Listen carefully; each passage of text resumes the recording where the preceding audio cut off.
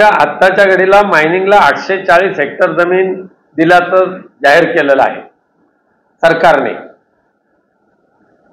ह्या 840 हेक्टर मध्ये माझ्या माहितीनुसार कमीत कमी 100 हेक्टर जमीन दीपकभाई केसरकर आणि त्यांच्या कुटुंबियांची असण्याची शक्यता नाकारता येत नाही।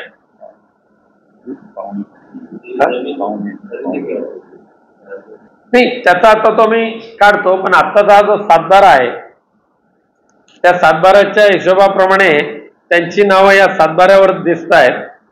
त्यामुळे हे सगळी जमीन हा सातबारा 2023चाच आहे। त्याच्या बाकी खरेदी विक्रीचे जे व्यवहार झालेले आहेत त्याची पूर्ण माहिती येत्या काही दिवसामध्ये आम्ही काढणार आहोत।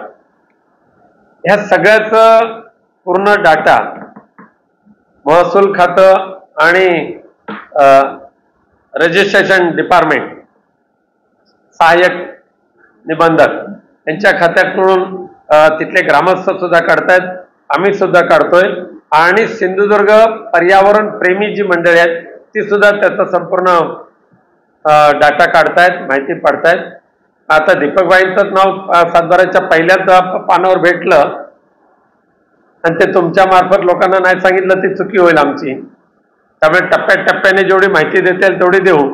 अशा आणखी बरेच सातबारा या सावंतवाडी विधानसभा मतदारसंघामध्ये आहेत, आंबोलीमध्ये आहेत, चौकळमध्ये आहेत, ते सुद्धा टप्प्याटप्प्याने काढतोय, येतील आपल्या समोर।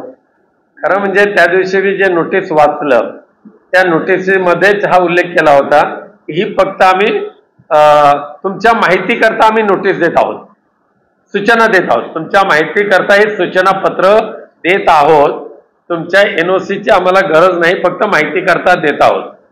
स्थानिक स्वराज्य हे पत्र म्हणजे स्थानिक स्वराज्य संस्थांचं अस्तित्व संपुष्टात आणणारं हे पत्र आहे।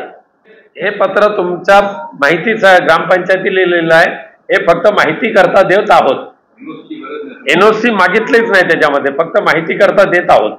अद्यापही त्याची पूर्ण माहिती येते, पण माझ्या माहितीप्रमाणे त्याच्यातल्या जे ग्रामस्थ धाकोरा किंवा आसगावला त्या दिवशी जमा झाले होते त्या कोणालाही आपली जमीन विकल्याचं ते कोणी सांगत नव्हते।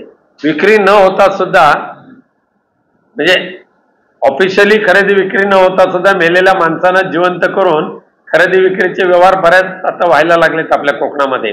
याबाबत कळणे मायनिंगच्या विरोधातला लढा सुद्धा आजही लोक तिथे लढत आहेत।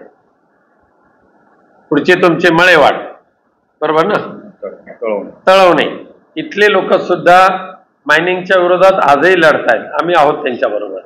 त्यामुळे ह्या संपूर्ण प्रकरणाचा अभ्यास करून इथल्या ग्रामस्थांशी सुद्धा विचारविनिमय करून आम्ही या सिंधुदुर्गाला या अशा पद्धतीचे प्रकल्प किती धोकादायक आहेत ते ह्या राज्यकर्त्यांना सांगत असताना गरज पडली तर न्यायालयामध्ये सुद्धा त्याला दाद दिली जाईल।